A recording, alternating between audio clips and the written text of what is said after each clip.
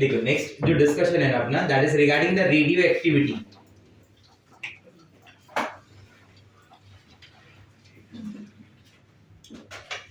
इसके बारे में जो भी बात है ना, एक साइंटिस्ट है जिसका नाम है हेनरी बैक्यूरेल। वो हेनरी साइंटिस्ट ने इसके बारे में कुछ एक्सपेरिमेंटल डेटा बताए, कुछ एक्सपेरिमेंट करके बातों को समझाया। मान लो कि ये वुडन बॉक्स और कंक्रीट का बनाया हुआ है, बराबर, जिसके अंदर ये रेडियो एक्टिव मटेरियल रखा है। एक्सपेरिमेंट के लिए क्या रखा है यहाँ पे? रेडियो एक्टिव मटेरियल, ठीक है। This is positively charge plate and this is negatively charged plate. Electric field is applied. So when you apply electric field ना, एक प्लेट क्या होती है? Positively charged, एक प्लेट क्या होती है? Negatively charged. ठीक है? So what we observe in different substances, कुछ substance में क्या देखा गया मालूम है कि जो रेज है, जो रेज बाहर आ रही है, वो रेज डेविएट हो रही है towards positively charged plate. वो रेज किधर डेविएट हो रहा है? Towards positively charged plate. इसका मतलब क्या हुआ बताओ? इसका मतलब क्या निकला कि अगर ये रेज पॉजिटिवली चार्ज प्लेट की तरफ डेविएट हो रही है, मतलब this rays consist of negatively charge particle. कल ही बात हुआ था ना ये वाला अपोजिट अट्रैक्ट वाला। This rays consist of negatively charge particle. In some cases we found कि this rays get deviated towards positively charge negatively charge plate. कुछ रेज ऐसे देखने को मिली जो नेगेटिवली चार्ज प्लेट की तरफ जा रही है, और कहीं कहीं पे ये भी देखने को मिला कि रेस किसी की तरफ डेविएट ही नहीं हो रही, सीधा सीधा बाहर निकल रहा है। समझ में? मतलब कितने टाइप के रेस देखने को मिले? आंसर है 3। तो 3 रेस के नाम क्या दिए गए? बराबर, उन 3 रेस के नाम दिए गए alpha rays, beta rays and gamma rays. तो here I am starting with the first one, alpha rays. बराबर, तो जब आप अल्फा रेस के बारे में बात करोगे तो alpha rays are basically those rays which consist of alpha particles, which consist of alpha particle. These particles are itself positively charged particle. These particles are itself positively charged. हाँ, बराबर। क्यों मैं positively charged बोल रहा हूँ? उसका reason क्या है कि when electric field is applied, this rays moves towards negative charge plate. ये रेज इमीडिएट मूव हो जाती है टुवर्ड्स नेगेटिव चार्ज प्लेट। आप समझ रहे हैं मेरी बात? बराबर। अल्फा रेस के बारे में हम लोग क्या बोल रहे हैं मालूम है कि ये रेस खुद कैसी है? This rays consist of alpha particle, that is positively charge particle. बराबर, बीइंग पॉजिटिवली चार्ज, वो किस तरफ मूव होना चाहेंगे? This rays move towards yes, and these alpha particles are represented as, you can write it as 4He2, you can write it as He+2, या फिर आप उसको अल्फा भी लिख सकते हैं। बराबर, इसको बोलते हैं doubly ionized helium. That He+2 ion is popular by the name of doubly। हाँ, कल याद है मैंने He से He+ बनाया था, मैंने बोला था this is ionized, this is called ionization of gas। दो प्लस लिखा तो उसके लिए क्या नाम दिया? डबली आयोनाइज्ड। 2 प्लस आ गया ना, 2 बार आयोनाइज हो गया। He से He+ से He+2। नहीं समझा बराबर? बराबर। और ये काफी हैवी मास है। कैसे देखो, इसका मास नंबर कितना हो गया बोलो? इस अल्फा पार्टिकल का मास नंबर कितना मानोगे? 4। बराबर, इसका एटॉमिक नंबर कितना मानोगे? 2। आया समझ में? इसका मास नंबर कितना हो गया? 4। इसका एटॉमिक नंबर क्या हो गया? 2। 2 मतलब क्या हो गया कि it consist of how many proton? Atomic number is the number of proton. So if atomic number is 2, it means it consists of how many proton? 2 proton. 2 proton का मास होना किसी के पास मतलब बड़ा बात है, वो पार्टिकल हैवी है। अभी तक आपने 2 पार्टिकल चुने थे, जैसे इलेक्ट्रॉन चुना आपने फिर प्रोटॉन चुना, तो ये तो डबल प्रोटॉन हो गया ना, हाँ है ना? तो रिलेटिवली ये मास क्या है? ज्यादा या कम? आंसर इज ज्यादा। तो हम लोग बोलते हैं कि alpha particle are the heavy nuclei. Alpha particle किस में आते हैं? हेवी न्यूक्लियाई में आते हैं, ठीक है। सेकेंड रे जो बाहर आ रहा है, मतलब ये जो रेज नेगेटिव प्लेट की तरफ गई, इन रेज को हम लोगों ने क्या नाम दिया? Alpha rays. जो सेकेंड रेज है जो पॉजिटिव प्लेट की तरफ जाती है, this rays are named as beta rays. This rays are named as beta. Yes, तो बीटा रेज में पॉइंट क्या आएगा मालूम है? बीटा रेज में पहला पॉइंट आएगा कि this beta raise it consist of electron. इनका जो पार्टिकल होता है ना, बेसिकली वो इलेक्ट्रॉन होता है, जिसका रिप्रेजेंटेशन है 0e-1 बराबर। ये रेस किस तरफ मूव करती है बिंग? ये खुद कैसा चार्ज है? जैसे पॉजिटिवली चार्ज था वैसा इलेक्ट्रॉन्स कैसे होते हैं? Electrons are itself negatively charge, that is the reason therefore they move towards, yes, they move towards positively charged plate. Do you agree with this? ये खुद किस तरफ मूव करते हैं? पॉजिटिवली चार्ज प्लेट की तरफ मूव करते हैं बराबर। इनका रिप्रेजेंटेशन ऑलरेडी मैं बता चुका हूं, 0e-1 लिखो या फिर आप बीटा लिख दो, आया समझ में। इनका खुद का मास क्या है? इनका खुद का मास कुछ नहीं है, 0 है। इलेक्ट्रॉन का मास क्या मानते हो आप? 0। इट्स मास इज नेग्लिजिबल, क्योंकि एक्चुअल वैल्यू क्या है? जो इलेक्ट्रॉन का रेस्ट मास है जिसके बारे में हम लोग बोलते हैं 9.1 into 10⁻31 है, समझ में। अब जब नोट्स में देखेंगे तो आपको एक फॉर्मूला भी मिलेगा मास ऑफ मूविंग इलेक्ट्रॉन के लिए।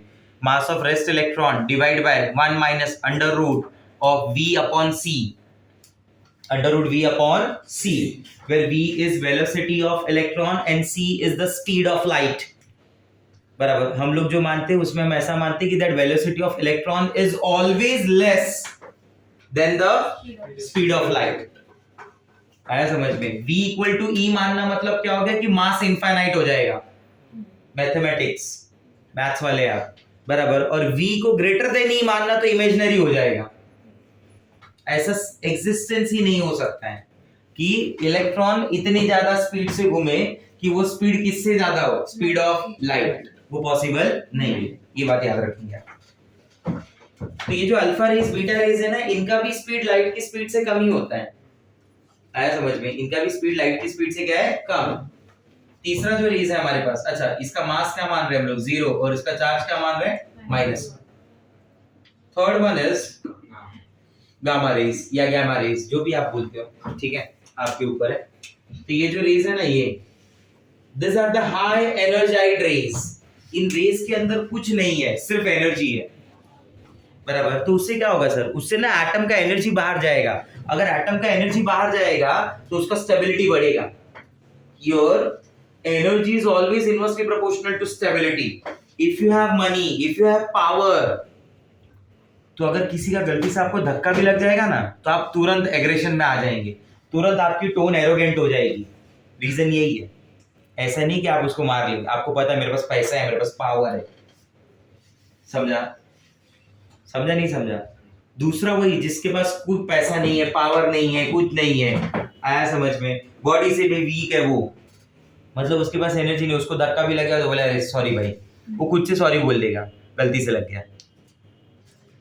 Energy is inversely proportional to stability always, in nature as well as in chemistry also. Nature में भी और इधर भी, जिधर जिस सिस्टम में एनर्जी बहुत ज्यादा होगी वो सिस्टम हाईली अनस्टेबल होगा। जिस सिस्टम में एनर्जी बहुत कम होगी तो हमेशा क्या होगा? स्टेबल। तो बाय एमिटिंग, अच्छा इनको हम लोग ऐसा भी बोलते हैं कि जो सब्सटेंसेस अल्फा रेज एमिट करते हैं they are called alpha emitters, जो सब्सटेंसेस बीटा रेज एमिट करते हैं they are called beta emitters, जो गामा रेज एमिट करते हैं they are called gamma emitters. तो आपको ऐसा लिखा हुआ मिलेगा, tritium is a radioactive element which emit beta raise,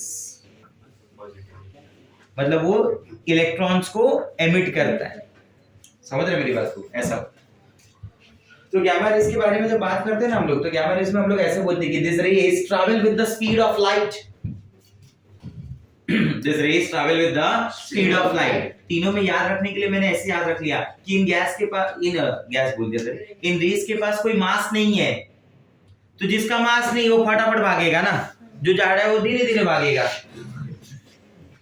समझा नहीं समझा? ऐसा याद कर लिया कि इनके पास क्या है, ये तो इसको तो नेग्लिजिबल मानते हैं अपन बराबर, इसका मास है तो ये नहीं भाग सकता। ये इलेक्ट्रॉन को हम मान ही नहीं सकते कि इलेक्ट्रॉन का लाइट और स्पीड का लाइट हो सकता है, कि उस समय मास उसका क्या हो जाता है? इनफाइनाइट हो जाता है। तो ये वो रेज हैं जिनका स्पीड लाइट की स्पीड के बराबर हो सकता है। And these rays have penetration power also. These rays have penetration power. Penetration power मतलब समझता है ना कि किसी भी मतलब पेनिट्रेट कर देना उसको, हाँ उसका आर पार हो जाना उसमें से, वैसा उसको अपन बोलते हैं पेनिट्रेटिंग पावर। जैसे एक्स रेज है पेनिट्रेटिंग पावर, तो आपके बॉडी के अंदर एंटर हो जाते हैं, फिर तभी तो एक्सरे आता है ना। इसलिए बात बोला जाता है ना कि एक्सरेज ऐसे मतलब अभी जैसे आपने सुना होगा कि जो प्रेग्नेंट लेडीज हैं उनके लिए वहां पे लिखा रहता है उनको कभी एक्सरे नहीं कराया जाता, उनको एक्सरे रूम के अंदर भी एंटर करने के लिए अलाउ नहीं है, मतलब वो अलाउड ही नहीं। रीजन, बेबी पे फर्क पड़ेगा ना, बॉडी है ना वो वैसा, तो वो उन एक्सरेज को नहीं झेल पाएगा। नहीं, आपने कभी देखा नहीं ऐसा लगा रहता है? क्या बात है, तुमको कुछ भी पूछो तो नहीं देखे रहते। हाँ, तुम जो देखे रहते सुने रहते वो मुझे नहीं पता, वो अलग लेवल पे है। तो ये रेस का क्या है, इन रेस के अंदर कोई मास नहीं है स्टूडेंट्स, इन रेस के अंदर कोई चार्ज नहीं है, ये सिर्फ एनर्जी वाली रेस है कि अगर ये एटम से बाहर जाएंगे तो atom will gain stability, that atom will gain stability by emitting, by releasing these gamma rays. आया समझ में? And these rays travel with the speed of light. तो आगे चल के ना ये नाम बार बार आने वाले हैं ये सब, इसलिए इनके बारे में बता दिया। रेडियोएक्टिविटी बोलते हैं इसको, बराबर। और ये जो एटम होता है ना वो अपने आप को क्या करता है, डिसइंटीग्रेट करता है। जैसे आपने सुना हो कभी वर्ड इंटीग्रेशन, सुना है? The meaning is building up. तो डिसइंटीग्रेशन का मतलब क्या हुआ, ब्रेक डाउन, स्लोली स्लोली वो अपने आप को ब्रेक करता है। तो ये एटम वही करते हैं, बराबर, इसलिए उसको बोलते हैं disintegration. This is spontaneous phenomena. ये फेनोमेना कैसा है, spontaneous, there is spontaneous disintegration of material. Radio active decay बोलते हैं उसको, रेडियो एक्टिव डीके। तो स्पॉन्टेनियस वर्ड का मतलब होता है which occur its own, which occur by its own, जो खुद से हो रहा हो, जो खुद से हो रहा हो उसे बोला जाता है स्पॉन्टेनियस। जैसे एक बहुत फेमस स्टेटस है, बराबर, लोग रखते हैं, क्या पता आपने सुना होगा कि नहीं सुना होगा, when they ask me about my life, your name came out spontaneously। समझ गए तो ठीक, वरना वापस नहीं बोलूंगा। Okay, let's see। पूरा इंग्लिश में था ना तो टाइम लगेगा, तुमको मालूम है मुझे, इसलिए 2 मिनट रुक गया मैं।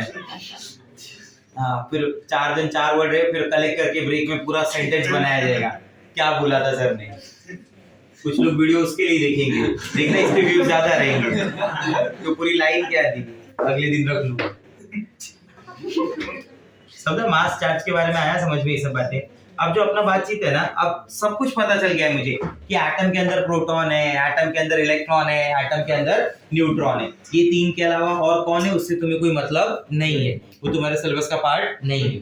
सर मुझे न्यूट्रिनो के बारे में पता है, मुझे मेसॉन के बारे में पता है, मुझे पायोन्स के बारे में पता है, मार्क्स आ रहा है? उधर ही बात खत्म हो गई। अरे जब मैं बोलता हूँ किसी चीज के लिए कि सिलेबस का पार्ट नहीं है, मतलब वो जेईई एडवांस तक के सिलेबस का पार्ट नहीं है। ये बातें आप जितनी जल्दी मेरी समझ जाएंगे उतना आपके लिए अच्छा होगा। आया समझ में?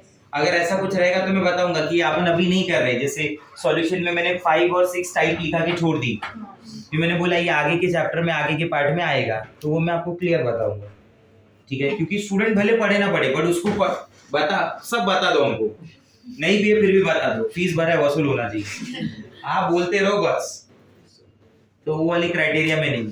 समझा मेरा बात? आपको सिलेबस के अकॉर्डिंग समझना है, पहला उतना पढ़ लो, उसके बाद में जो पढ़ना रहेगा पढ़ना। वो 3-4 महीने की छुट्टी मिलती है उसके बाद में फुल, मैं तो बोलता हूँ गैलेक्सी के अंदर घुस जाना, इतना पढ़ लेना, टेलीस्कोप लगा के चले जाओ एक दिन अंदर, देख के आओ क्या हो रहा है उधर। Let's see. तो अभी सारी बातें क्लियर हो गई, एटम के अंदर प्रोटॉन है, इलेक्ट्रॉन है, न्यूट्रॉन है। नाउ द क्वेश्चन इज दिखता कैसा है क्या वो, किधर है इलेक्ट्रॉन, किधर रहता है? जैसे मैं आपको पूछूं तो आप एक आंसर बता दोगे मुझे, उस समय नहीं पता था ना ये बारे में। आया समझ में? ठीक है, तो आंसर इज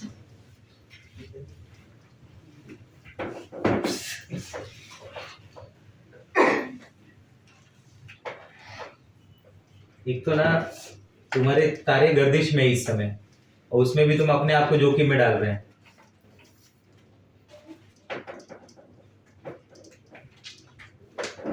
जब अपना टाइम सही नहीं चल रहा हो ना तो ज्यादा सतर्क रहना चाहिए। स्ट्रक्चर ऑफ एटम, अब ये मेन वर्ड आया, बराबर। तो क्वेश्चन क्या है मेरा स्ट्रक्चर ऑफ एटम के लिए, ये स्ट्रक्चर ऑफ एटम है कैसा? बराबर, किसी को पता नहीं है। तुम जैसे किसी पर्सन के बारे में पूछे कि कौन है, क्या है, कैसा है, कुछ पता ही नहीं है, सिर्फ इतना पता चल गया कि ये पर्सन के अंदर ये है, बस। तो वैसा भी क्वेश्चन आ गया है कि एटम में प्रोटॉन, इलेक्ट्रॉन, न्यूट्रॉन, तो बट दिखता कैसा है, क्या है। तो to explain this structure of atom we have 4 models. Number 1 Thomson atomic model, number 2 Rutherford atomic model, number 3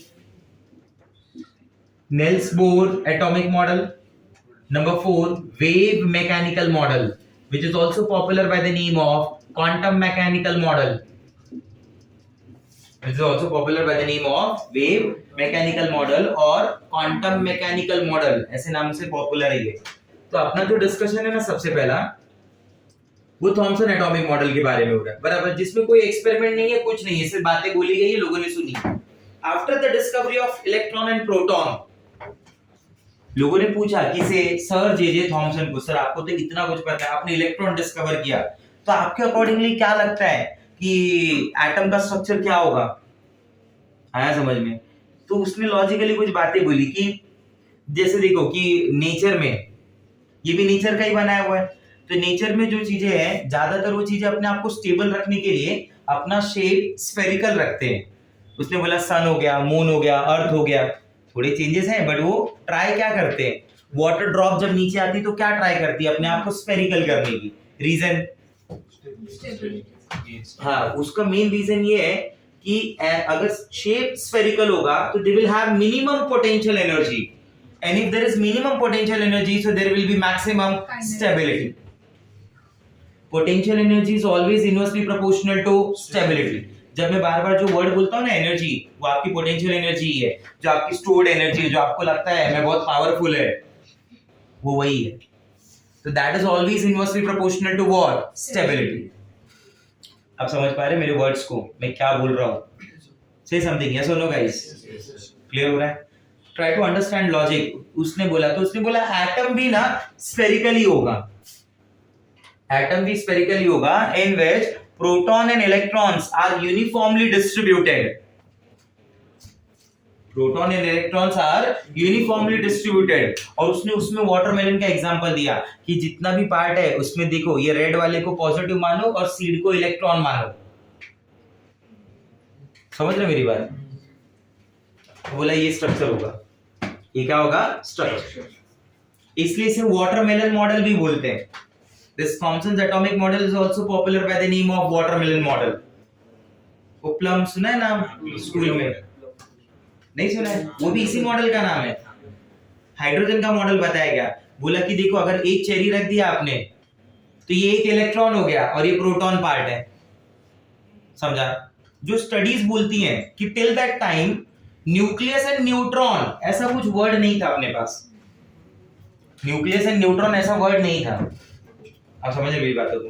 ठीक है, तो उसने न्यूक्लियस वगैरह ऐसा कुछ बोला नहीं। कहीं कहीं किसी बुक में, रेफरेंस बुक में ऐसा भी लिखा हुआ रहता है कि उसने उस वाटरमेलन में जो कवरिंग था, बराबर, वो कवरिंग काफी हार्ड होता है ना, तो उसने बोला कि to protect electron and proton, to protect electron and proton, ये बाहर एक कवरिंग होती है, that hard covering, that hard mass which is called neutron.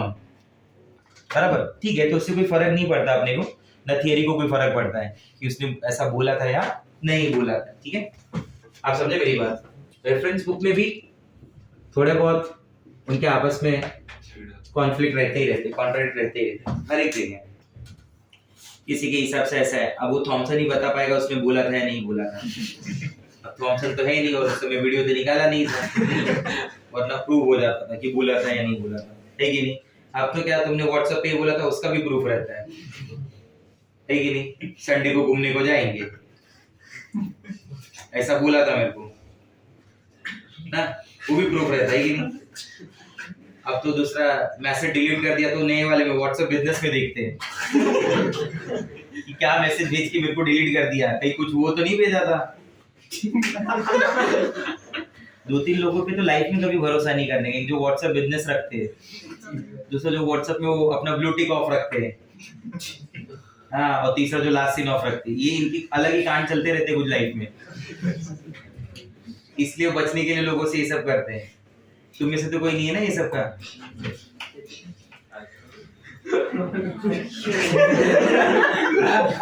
भाई भरोसा करना बहुत डिफिकल्ट है ऐसे लोगों पे।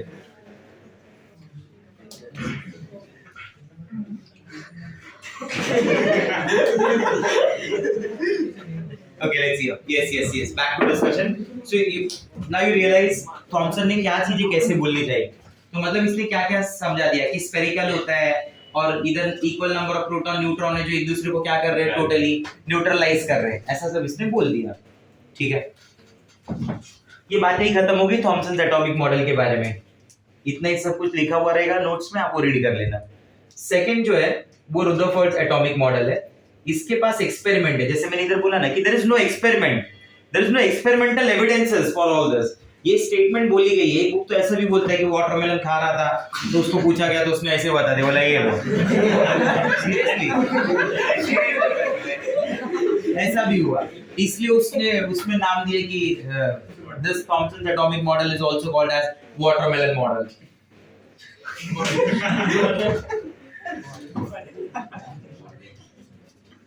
रदरफोर्ड्स एटॉमिक मॉडल ना, जो ये रदरफोर्ड्स एटॉमिक एटम का जो पार्ट है ना, एटम का जो थियरी है, इसका जो एक्सपेरिमेंट है, that experiment is popular by the name of alpha scattering experiment, alpha रे स्कैटरिंग एक्सपेरिमेंट। ठीक है, तो यहाँ पे ना this is a radium gun, your radium gun is placed, your radium gun is placed which bombard alpha particles. ये radium gun क्या bombard करने वाला है? Alpha particles. आया समझ में? नाउ ट्राई टू अंडरस्टैंड कि, और इसके सामने ना this is a thin gold foil. What is this? Thin, what is this? Thin gold foil. ये आपका थिन गोल्ड फॉइल है, बराबर। ये अल्फा रेस का बम्बार्डमेंट हो रहा है, ये अल्फा रेस यहां से बम्बार्ड थिन गोल्ड फॉइल के ऊपर।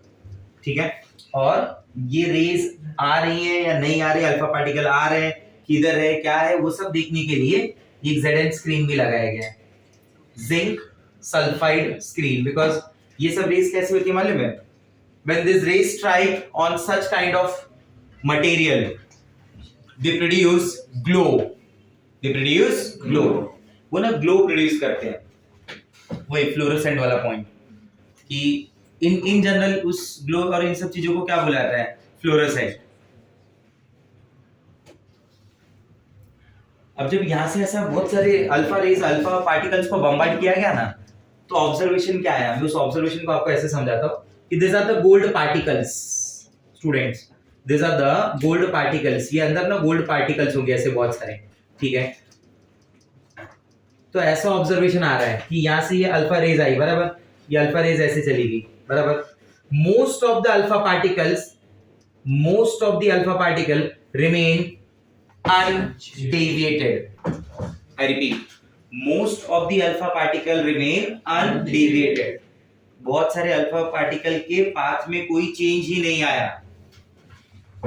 आया समझ में? जिधर से गन से फायर हुआ था उसके स्ट्रेट सामने एकदम उसका ग्लो दिखाई दिया ऑन ZNS स्क्रीन, बराबर। तो मैं ऐसा बोलूंगा कि ऑब्जर्वेशन और कंक्लूजन में दो पार्ट निकाल रहा हूं। ठीक है, आप समझना और मुझे बताना, और उसके बाद में इसके आगे के पॉइंट्स बोलूंगा। ऑब्जर्वेशन में फर्स्ट पॉइंट मुझे ऐसा देखने को मिला कि most of the alpha particle, मैं यहाँ पे नंबर नहीं यूज कर रहा हूँ बिकॉज नंबर में ना थोड़ा इधर उधर अलग दिया रहता है। मैं कोई नंबर बोलूंगा फिर आप कुछ अलग बोल देंगे बाद में कि इधर तो ऐसा नंबर दिया हुआ है, तो इसलिए मैं नंबर नहीं बोल रहा हूँ। मैं सिर्फ इतना बोल रहा हूँ कि most of the alpha particle, you say 95% alpha particles, कितने? 95% alpha particle remain undeviated, undeflected, बराबर। ऐसा कब होना पॉसिबल होगा? Try to understand. अब मान लीजिए कि एक गन है इधर, जो रबर बुलेट होती है ना, रबर बुलेट की गन होती है, वो रबर बुलेट की गन लगी हुई है और यहाँ पे 3 या 4 लोग ये पूरे रूम में। आया समझ में? ठीक है, जो अपने आप को बचा रहे हैं उससे, या फिर मान लो वो एक पोजीशन पे है, बराबर। तो ये बुलेट अगर यहाँ पे सीधा सीधा है और ऐसे जा रही है, ठीक है, तो उनको लगने के चांसेस बहुत कम है। एग्री? क्यों? अगर 50 लोग हैं इस रूम में तो लगने के चांसेस ज्यादा हो गए। इसका मतलब ये रूम ज्यादा वैकेंट है, ये रूम ज्यादा वैकेंट है, ट्राई टू अंडरस्टैंड दैट। नहीं समझे मेरी बात? ये रूम ना ज्यादा क्या है, वैकेंट है।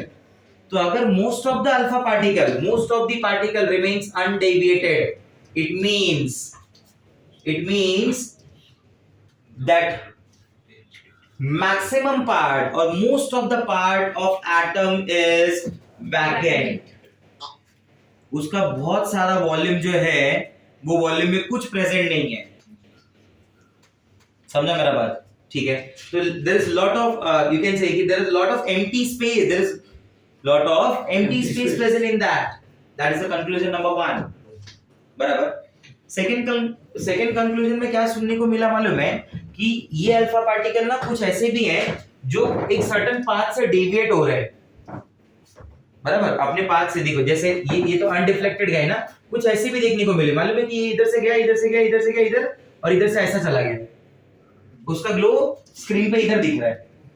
गन तो इतने में भेज रही थी ना, उसका ग्लो इधर दिख रहा है। बराबर, इधर से गया, इधर से गया, इधर से गया, इधर से गया, ऐसा ऐसा इधर चला गया। This is the ZNS screen guys. बराबर, जितना विदाउट एक्सपेरिमेंट पॉसिबल है आपको रियलाइजेशन कराना, मैं उतना करा रहा हूं। आप समझ रहे मेरी बात? ठीक है। तो इस पॉइंट का क्या लॉजिक है? मतलब कोई तो है जिसने उस अल्फा पार्टिकल को ऐसा धकेल दिया, मतलब तो यही हुआ ना, उसके पास से डेविएट किया। बराबर, अगर मेरे को इसको पुश करना है तो उसके लिए मैं इससे ज्यादा स्ट्रांग होना चाहिए। It is doubly ionized helium having a mass of 2 proton, अंदर अगर खाली प्रोटॉन प्रेजेंट होगा तो एक अकेला प्रोटॉन 2 प्रोटॉन के मास वाले को पुश नहीं कर सकता भाई। हाँ या ना? सर आपको कैसा मालूम खाली प्रोटॉन ही हो सकता है? Try to understand. ये कुछ पॉजिटिव है, पॉजिटिव वाला इसको रिपेल करेगा, नेगेटिव वाला तो अटैक कर लेगा। तो मतलब वो प्रोटॉन ही होना चाहिए कोई, बट वो एक अकेला प्रोटॉन ही होगा। उसके पास कम से कम 2 से ज्यादा होनी चाहिए। क्यों? क्योंकि वो अगर हैवी होगा तभी तो 2 प्रोटॉन के मास को पुश कर पाएगा ना। कम से कम 3, 4, 5 ऐसा वो। बराबर, तो मतलब एक जगह होगी ऐसी जहां पे बहुत सारे प्रोटॉन एक साथ होंगे। Try to understand.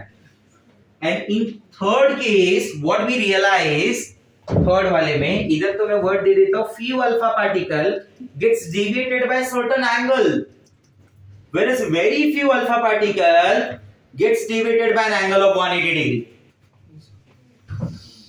Very few alpha particle gets deviated by an angle of 180 degree. 180 degree आने का मतलब क्या हुआ? सीधा सीधा वापस आ गया। समझा मेरा बात? तो मतलब एक ऐसा डेंस बॉडी है उसमें, लेकिन उस बॉडी का occupied volume is very very less. मतलब क्या वो मालूम है? ये पूरा रूम है, वॉल्यूम है, और इधर ये जितने में मार्क किया मैंने, ये मार्कर, इतना volume occupied by that body है, और ये पूरा वॉल्यूम ऑक्यूपाइड बाय एटम है। नहीं समझा? अगर मैं बोलता हूँ लाखों में से एक पार्टिकल जा रहा है तो यही सिचुएशन होगी। समझा मेरा बात? हाँ या ना? क्लियर हो ना मैं क्या बोलना चाहता हूँ? तो मतलब definitely there is some dense mass, उस बॉडी के अंदर कोई तो एक डेंस मास प्रेजेंट है। इसी डेंस मास को न्यूक्लियस बोला गया, which consist of proton and neutron. क्योंकि इनको पीछे करना मतलब क्या है भाई? इलेक्ट्रॉन तो इनके रास्ते में भी नहीं मालूम पड़े। है कि नहीं? Its mass is negligible. तो अगर कोई इनको पुश कर रहा है मतलब वो कितना स्ट्रांग है? ये 2 प्रोटॉन का मास रखने के बाद इतने हेवी माने जाते हैं ना ये पार्टिकल्स। तो वो कोई अगर सामने इनको पुश कर रहा है मतलब वो काफी बड़ा मास बॉडी है, और पूरा डिफ्लेक्ट कर रहा है, एक एंगल से डिफ्लेक्ट कर रहा है। आप समझ रहे मेरी बातों को? So on the basis of all these conclusions he proposed structure of atom, और उसने बोला spherical, there is dense mass body called nucleus, जिसे आज के नाम पे न्यूक्लियस बोला जाता है, which consists of proton and neutron, और जो इलेक्ट्रॉन्स है वो साइड में घूम रहे हैं, वो इलेक्ट्रॉन्स रिवॉल्व हो रहे हैं अराउंड द न्यूक्लियस। समझा? इतना सारा। बट इसके ड्रॉबैक आ गए कुछ। क्या ड्रॉबैक आ गए मालूम है? इसने जो वर्ड यूज किया, न्यूक्लियस के आसपास इलेक्ट्रॉन्स घूम रहे हैं। बराबर, there is a theory called Maxwell theory. Maxwell theory का क्या बोलना है मालूम है? if there are two opposite charges Q1 and Q2, और अगर उसमें एक चार्ज के अराउंड दूसरा चार्ज मूव कर रहा है, बराबर, तो Q2 की मूवमेंट जब तक होती रहेगी, उस मूवमेंट के लिए वो अपनी एनर्जी को रेडिएट करेगा, अपनी एनर्जी को खर्च करेगा, और एक टाइम ऐसा आएगा कि Q2 Q1 के पास आ जाएगा. Consider this Q1 as nucleus and consider this Q2 as electron. If electron अगर रिवॉल्व हो रहा है, तो एक ऐसा टाइम आएगा जब ये इलेक्ट्रॉन न्यूक्लियस के अंदर आके गिरना चाहिए, and in that case that atom should be unstable, highly unstable, but ऐसा तो होता नहीं, एटम तो स्टेबल है, मतलब इसका बोला हुआ एक पॉइंट गलत हो गया. That is a drawback. Apart from this there is one more drawback regarding the spectrum, but अभी आपको स्पेक्ट्रम के बारे में मालूम नहीं है, तो उस ड्रॉबैक को आप होल्ड पे रखेंगे. आया समझ में? तो यहाँ से थोड़ी थोड़ी स्टोरी क्लियर होनी चालू हो गई कि प्रोटॉन है, इलेक्ट्रॉन है, न्यूट्रॉन है, where proton and electron are present in the proton and neutron are present in the nucleus, electron उसके आसपास है. आया समझ में? इलेक्ट्रॉन उसके आसपास.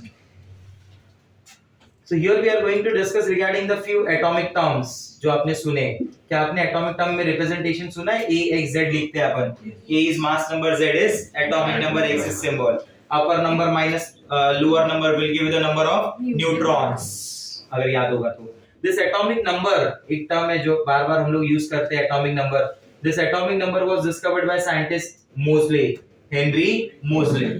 बराबर. अगेन वो किसी दूसरे पे काम कर रहा था, किसी दूसरे एक्सपेरिमेंट पे, तो उसे एटॉमिक नंबर के बारे में पता चला था. ठीक है, इसके बाद में मैं बताऊंगा आपको डिटेल में एक्सपेरिमेंट के बारे में. ठीक है, तो एटॉमिक नंबर मोजले, जिसने बोला गया था कि ये एलिमेंट को ना बम्बार्ड किया जा रहा था एक प्लेट के ऊपर, बराबर. पार्टिकल्स को ना इलेक्ट्रोमैग्नेटिक जो रेज है उनको बम्बार्ड किया जा रहा था, इलेक्ट्रोमैग्नेटिक रेज को मेटल प्लेट्स के ऊपर. तो उसमें से ना एक हर बार एक ऐसा टाइप का पार्टिकल बाहर आता था. उस रेस को स्टडी करके, पार्टिकल ने उस रेस को स्टडी करके ये पता चला कि उन रेस के फ्रीक्वेंसी का अगर स्क्वायर रूट लिया जाए, उन रेस के फ्रीक्वेंसी का क्या लिया जाए? स्क्वायर रूट, तो हमेशा ना एक पर्टिकुलर नंबर को प्रोपोर्शनल होता है. एक पर्टिकुलर नंबर को क्या होता है? Proportional. Square root of frequency is proportional to a number, that number is called atomic number. उसी नंबर को एटॉमिक नंबर आगे चल के बोला गया था. तो ये एक्सपेरिमेंट का पार्ट है जिसके बारे में अपन डिस्कस करेंगे. ठीक है, अभी तो मैं जो है वो थोड़ा एक शॉर्ट में बता दे रहा हूँ, ये वाले पार्ट को मैं बाद में बताऊंगा. इसका नाम है आइसो सीरीज. क्या नाम है? क्या आपने कभी आइसोटोप सुना है? आइसोबार सुना है? आइसो इलेक्ट्रॉनिक सुना है? फाउंडेशन की नोट्स में तीनों दिए थे, isotope, isobar, iso electronic. Isotopes are the atoms of the same element having different mass number. They differ by their top का number. They differ by their 1h1, 2h1, 3h1. याद है? These are the isotopes. The other one is isobars having same mass number. जैसे मैं आपको बोलूं 40K13, 40K19 and 40Ca20, तो दोनों में क्या है? मास नंबर सेम ही है ना, 40-40. अगर मैं जैसे आपको बोलूं iso electronic species, it mean they have same number of electrons irrespective of their atomic numbers. उनके एटॉमिक नंबर से मुझे कोई फर्क पड़ता नहीं है. जैसे मैं बोलूं कि फ्लोरीन हो गया, फ्लोरीन का एटॉमिक नंबर क्या है? 9, मतलब there is 9 proton and there is 9 electron. जब आप F माइनस लिखते हो तो कितना हो जाता है? Now the number is 10. 10 electron हो गए ना? बोलो हाँ या ना? Oxygen, its atomic number is 8. It mean there is 8 proton and, बराबर. अगर आप इस पे -2 का चार्ज देते हो, मतलब कितना इलेक्ट्रॉन गेन कर रहा है? 2. तो 8 + 2 कितना हो गया? 10. अगर मैं बोलता हूँ नाइट्रोजन, तो what is atomic number for nitrogen? 7. By gain of 3 electron it gets converted into, हाँ, तो 7 + 3 कितना हो गया? 10. नेक्स्ट, तो इसको बोलते हैं आइसोटोप, इसको बोलते हैं आइसोबार, इसको बोलते हैं आइसो इलेक्ट्रॉनिक. एक नाम होता है आइसोटोन्स, अगर कभी सुना हो तो. Isotones are basically those which consist of same number of neutrons, which consist of, हाँ, जैसे देखिए मैं आपको ऑप्शन देता हूँ 14C6, 16O8. दोनों को ध्यान से देखो. अपर number minus lower number, 14 - 6 = 8. 16 minus 8 equal to 8.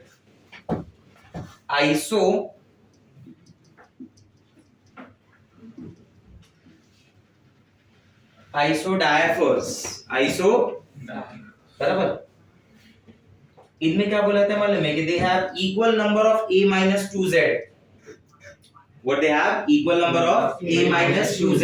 ये जो वैल्यू होती है इनके अंदर इक्वल होती है। a का मतलब होता है मास नंबर, a का मतलब क्या होता है मास नंबर, और z का मतलब होता है a का मतलब मास नंबर, z का मतलब 14n7 1608 14n7 1608। a इसका 14 है, बोलो हाँ या ना। 2 into z, z क्या है 7, 2 into 7 यानी क्या हो गया 14 minus 14 0।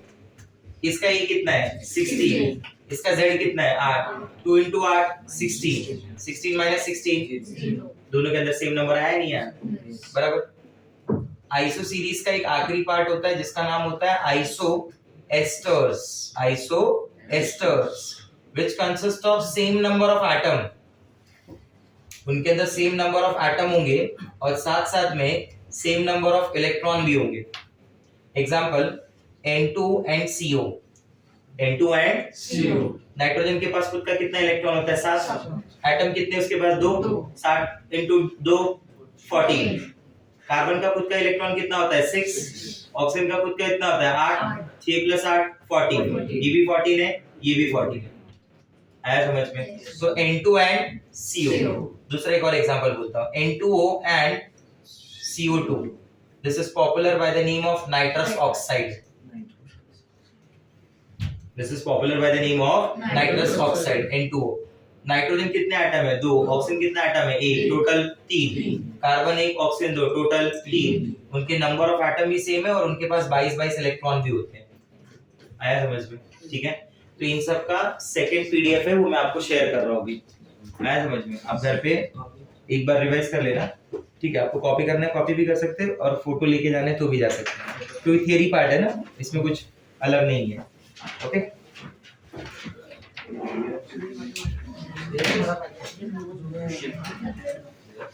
चलो बाय गाइस।